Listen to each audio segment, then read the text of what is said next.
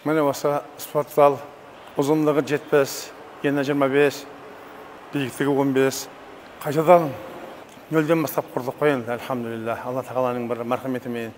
Төбе өте биік болғаннан кейін, мұнан бәрі қираған нәрсенің бәрін қайтадан жөндеп шыққаннан кейін міне кеше болды. Енді мынаның астында төпе пол.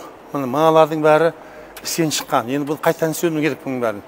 Тез бір айда бітіруіміз керек. Себебі балалар бұның ішінде ар жақта бокс бар, кикбокс бар, тэквондо бар. Бізге ешкім пұл керек емес. Өзі келіп тұрып, мынау менің қайырым. Ұстаз мінердегі 60 терезені мен қып берейін.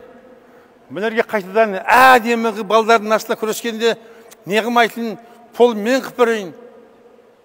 Десе, әлхамдулилла, мынау үлкен ғой енді. Әшейін материалдың өзі 10 миллионға шейін кетіп қойын деп жатыр. Бұны бөліп істейміз десе, әлхамдулилла. Мықтылар болатын болса, майдан қайда қашады дейді. Алла жолында қызмет қыламын десемен тұр.